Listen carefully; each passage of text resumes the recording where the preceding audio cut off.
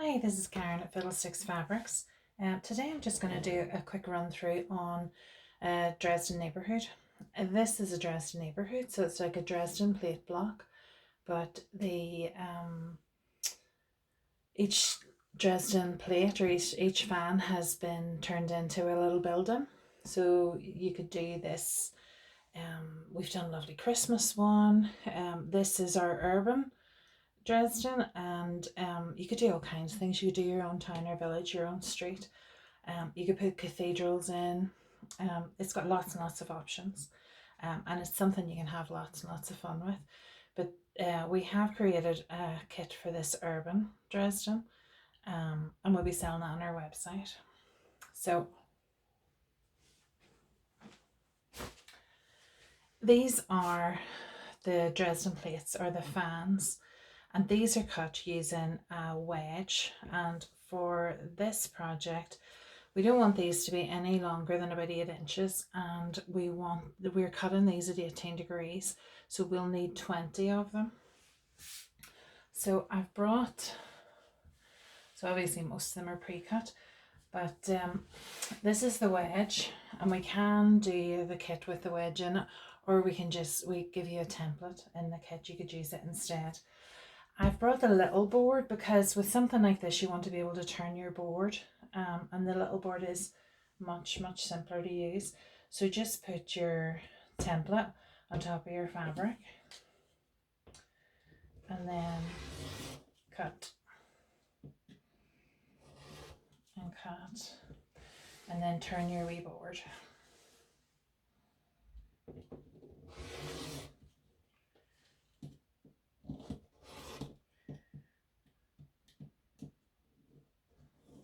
There we go. Oops. There's always one wee bit. So, and that's how you cut the rest of your wedges. And then just lay them out just however you like. So it's not, it doesn't have to be fancy. It just, you just have to like it. And then what you're going to do is, obviously we showed you the others and they have different heights. So I would just go through this. You can be funkily accurate, or you can just play. But you want to cut every other one down in size, so you could make them all this height plus half this height, or you can just do very random, but you at least want to cut half of these. Now you never cut from the narrow end of the wedge, you always cut from the top end of the wedge. So if we leave that one as a full one, and then we can cut this, and I don't cut with scissors very often, so I'm sure there'll be a few frowns. Then we could leave that one as it is and cut that one, but make it a slightly different height. Then leave that one and chop this one down, leave that one. So you get the idea. So just go through and you're really just doing whatever you like. Now that's them all cut. You've got a nice assortment of heights and sizes, and now you need to sew these together. So you're going to sew these along the seam from here to here. Okay, so just to the top point of whatever. And it's very important that you get your 1/4 inch seam right, because obviously you're creating a circle, and if the circle isn't exactly 360 degrees, it will not lay flat. So check your 1/4 inch seam before you start, and be careful that you do that. I'm just going to go away and sew these.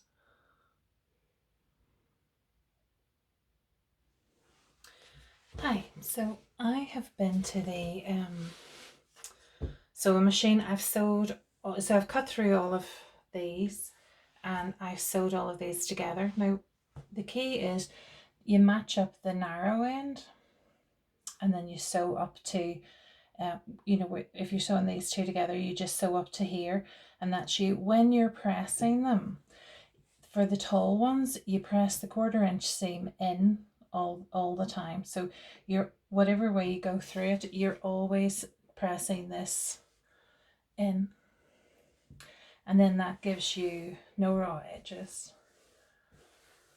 around the outside. So at this stage I would go through and sew this onto your background. So just a nice big square background and sew this on. And what I probably do is just a fraction to the inside of the tall ones and just sew from the center all the way out to here. And where you've got the wee dog ears and things, you can trim those off if you want, but you're going to put roofs on and that's going to cover that over. So you're going to sew, you'll sew out here, right out to the edge. You'll do the same on all of the tall ones, and that will secure that to your background fabric. And then what we're going to do is we're going to look at doing roofs. So we've chosen these two fabrics. This is a really dark solid black and a dark solid brown, and this is like a little brown, light brown, dark brown stripe. We've given you fusible web, and just we always make the fusible web just a little bit narrower than the fabric so that nothing gets stuck to either the iron or to the ironing board, and just place that on and press that on. Remember, no steam. Never put any steam anywhere near fusible web, it'll just peel off again. So fuse that onto the back of the roofs. Then this is for the doors. This has this lovely wee stripe and it really picks up the gold in these. So fuse a piece of fusible onto the back of that. And then for windows,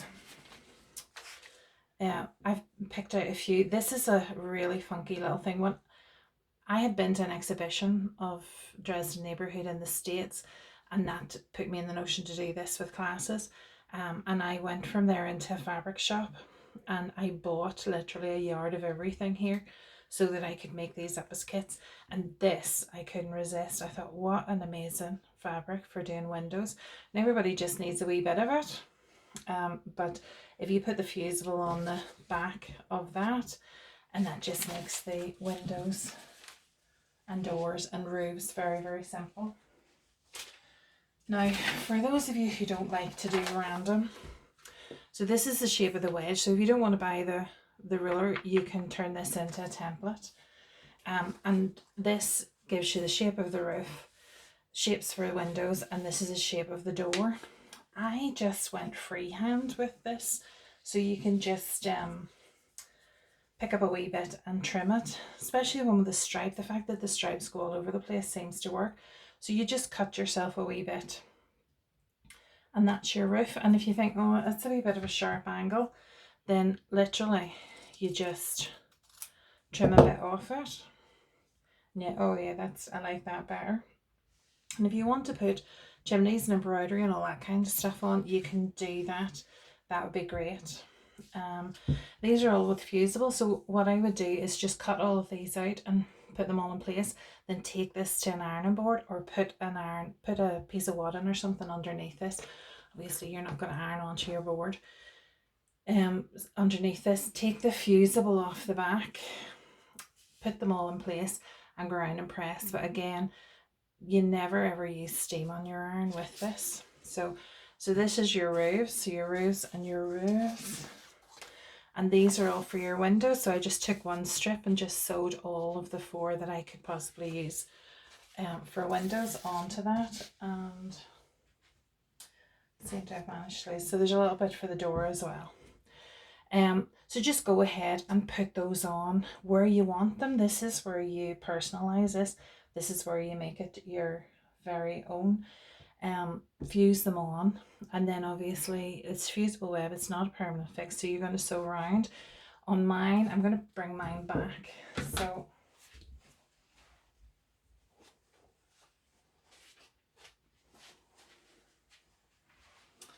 on mine I just straight lined around everything. So these are the lines sewing from the center out. And then I just did a line, just a fraction of an inch, about 1/8 of an inch in from the edge. So went around all the windows, went around the door. Everything's just done with a little line. I used a gold thread because there's quite a bit of gold in this, and the gold thread just seems to pick it all up. So with the 2 different roofs, I just alternated them. So this is the dark one. actually they're not, so just put them wherever you want them to go.